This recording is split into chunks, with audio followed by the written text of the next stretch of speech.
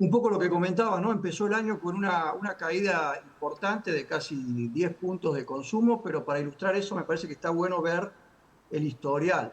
En Argentina venimos, si vemos un poquito acá los grafiquitos de acá arriba, como se ven ahí, Ujú. venimos de 8 años prácticamente de no hay ningún crecimiento y muchas caídas. Vemos desde el 2016 versus el 15, caída, caída, caída. En la parte del gobierno de Macri, donde se vino la devaluación, la mayor caída, 7,3. Luego, con el tema de la pandemia, que todos estuvimos un poco más en casa, el consumo se ameseta, pero 2024 versus 2023 tiene una caída histórica, para poner en contexto enero, de 14 puntos de caída. Y ahí ven cómo, cuando recién decías que hace 14 meses que el consumo viene cayendo, es toda esta serie que va mes a mes con caídas. Ese cierre de 2024 versus 2023, esa caída es absolutamente general. Si nosotros vemos el grafiquito de acá y un poco lo que vos decías, caída de 14% en todo el año, supermercados cae 14%, autoservicios independientes, los de barrio caen 14%, las farmacias caen 14%, almacenes y kioscos cae 13%, y el e-commerce es el único que se salva en todo esto y se está incrementando en 2,6. Recordemos que el e-commerce es una parte muy chiquitita de todo lo que se consume en Argentina.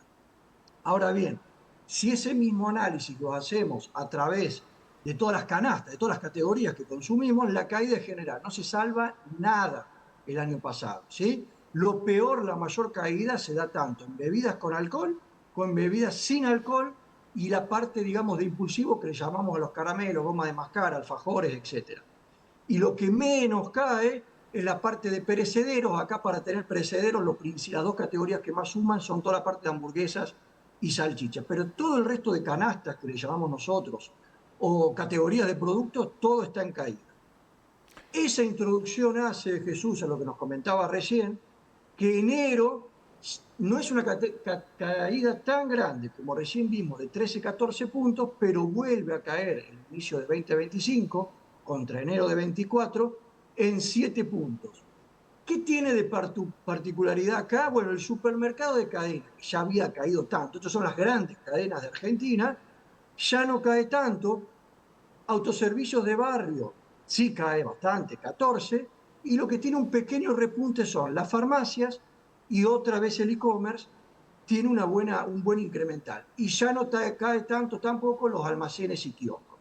Esto tiene que ver, esto ya pasó en la crisis de 2002, 2003, cuando hay menos plata en el bolsillo, los consumidores lo que hacemos, ya no vamos a generar un gasto grande cada vez que vamos al punto de venta, sino que tenemos, como vamos a ir gastando de a poco, ya no hacemos la gran compra, y muchas veces se terminan viendo afectados, como pasó el año pasado, los supermercados de cadena que tienen las grandes superficies.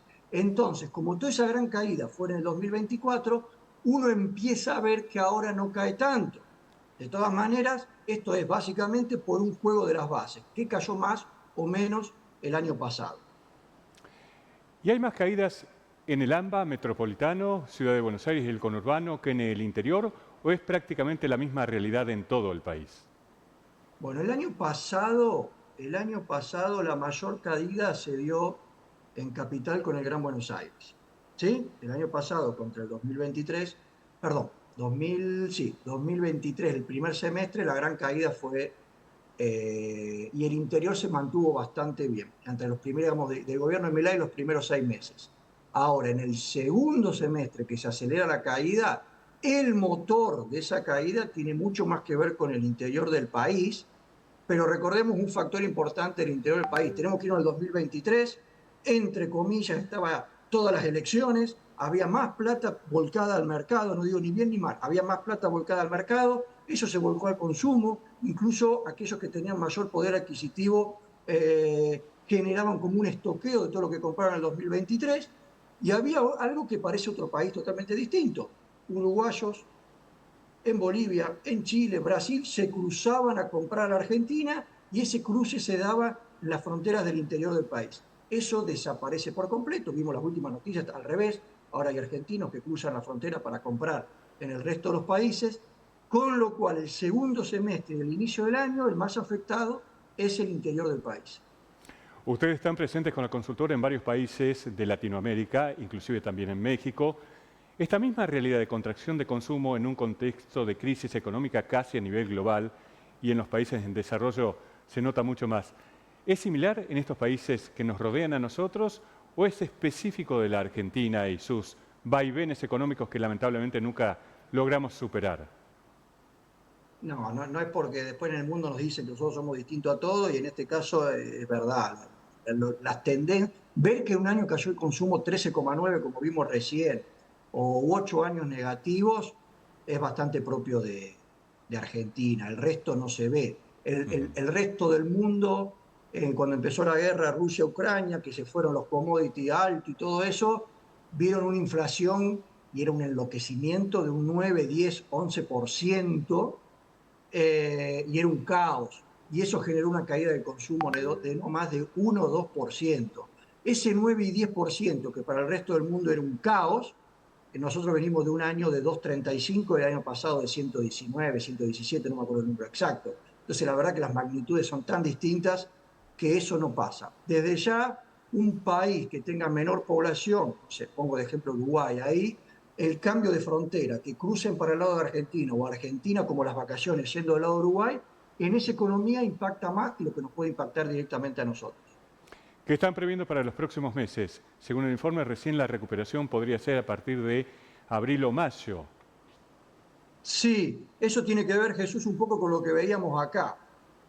Fíjate que esto es enero del año pasado, las caídas ya no eran tan grandes en enero y febrero del año pasado, -3, -4, -7. Ahora, desde abril nos vamos a empezar a comparar con caídas de -13, -10, -12, -16, -17, -22, con un cierre de octubre-noviembre de 2 veces de -20.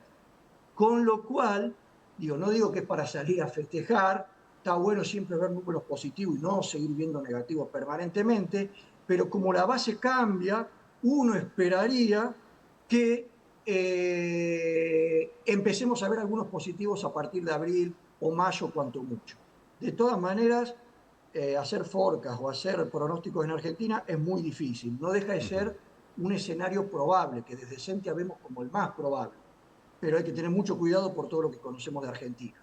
Debiéramos pensar que el escenario más lógico sería que no haya grandes cambios económicos, al menos hasta las elecciones, con lo cual, si eso es verdad, se arregla con el Fondo Monetario, abril, mayo tendríamos que empezar a ver algunos positivos.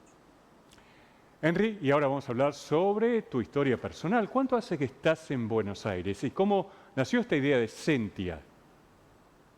En Buenos Aires ya hace 25, 26 años que estoy.